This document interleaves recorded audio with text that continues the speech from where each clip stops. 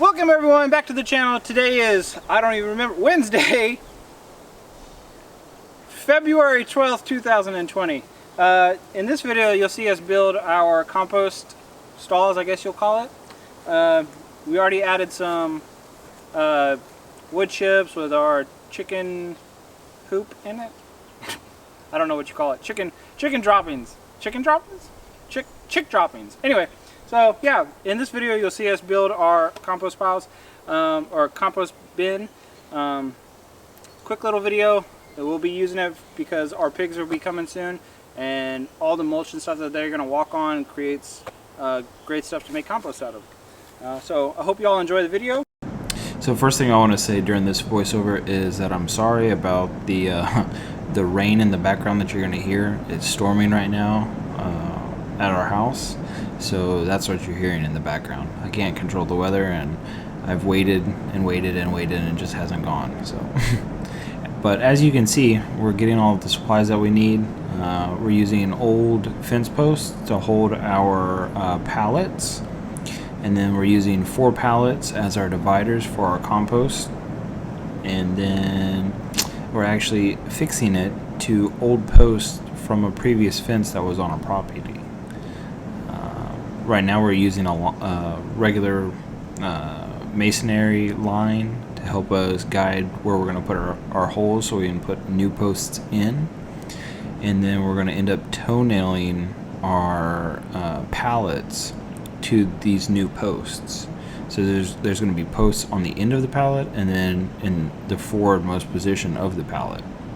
That way it'll be fixed and it won't move when we fill it up with our compost material.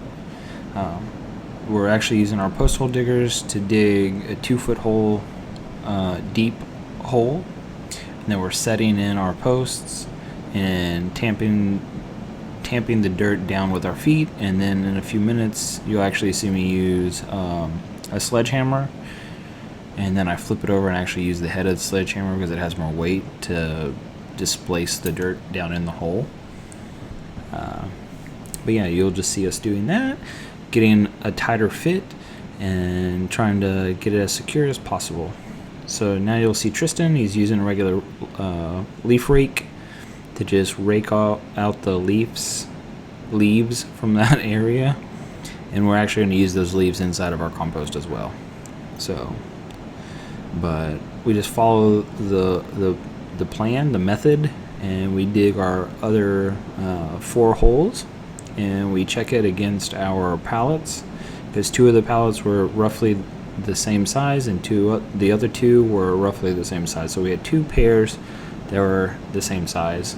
So we wanted to match them up based upon the size of the pallet, not over the distance in which we thought it should be. So like 4 feet, if you take a 4-foot approximation and the pallet isn't 4 feet long, then you're gonna have a misshaped box. So we just made it accordingly to the size of the pallet, and that's what you'll see us doing. Just right now I'm just boring out the bottom of the hole a little bit so I can get a tighter fit, checking it, and it ends up working, so I just tamp it down.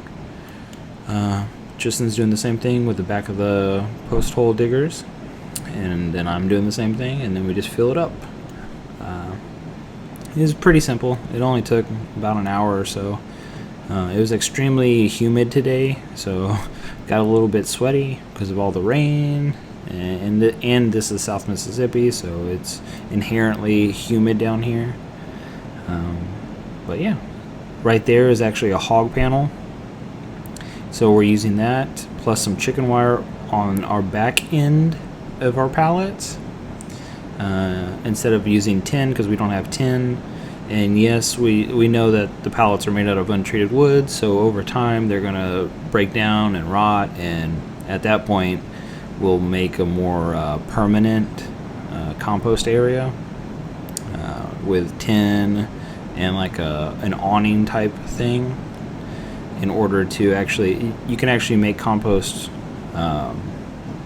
with your chickens. So you have your compost material, you put your chickens in there after it reaches a certain point, and then they'll defecate on it, and they'll actually turn your compost up for you, so you won't have to do so much hands-on. So when they defecate, it'll add more nitrogen to your compost, and actually enrich your compost. And then after about like 4 to 8 weeks or 16 weeks, it'll be good to go for your garden or your plants or wherever you're going to be using it, really. After about a week or so after hydrating the compost, it'll start building inherent heat and off-gassing and causing a exothermic reaction. So it'll reach around like 140 degrees internal temp, and then you'll just fold it over, and then it'll help break down the material and become like a super rich commodity to use. It'll pay dividends to all your crops and anything that you're growing on your property. So it's a good thing to do. Instead of throwing away like food scraps, like biodegradable food, like produce scraps, and you wouldn't really want to use cooked meats or anything like that, like eggshells, stuff like that. But anyway, that over time it breaks down, enriches your compost, and then you can use it, like I said. So right now we're just taking our impact and just toenailing these pallets into the post that we set. We use 2 on the top and then 2 in the middle, and it's plenty strong enough for what this application is going to be used for. It's not going to be packed super full in each of the stalls, I guess you would say. You'll start off on one stall. After a period of time, when it reaches a certain stage, then you'll transfer it to the other stall, and then you'll start at stall 1 again with fresh compost material. And then when stall 2 reaches a certain kind of way that you want it to be, so if you're comfortable with progressing further, then you'll put that into stall 3, and then by that point you'll have 3 stalls, all of which your composts are in different stages of decomposition, so then you can have a constant cycle of compost coming out. And then this little montage, I guess, is just us toenailing the pallets in. If you don't know what toenail is, it's roughly driving a nail or a screw at a particular angle just to bite into another piece of material. You do it for like making walls and all kinds of stuff in construction. So that's simple and effective. So on top, in front of our hog pen and in front of our pallets on the exterior or interior, our pallets furthest outside. So our outside stalls all have chicken wire lining, and then we use little fence nails to affix them to the wood, and then you just snip them off with metal cutters, and that's what I'm doing. And then we're wrapping it up right here, put in this chicken wire here, and then we install our last pallet.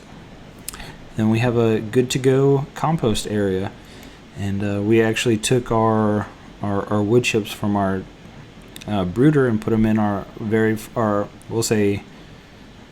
first stall. So we're going to start adding more compost material to it so we can actually start our development of our compost. In a week or so we'll have our pigs, and this Friday we'll have our guineas, so we'll have more that we can add to it. Thank y'all for watching so much. Go ahead, like, comment, share, and subscribe, and I'll see y'all tomorrow in the next video. Thank y'all so much.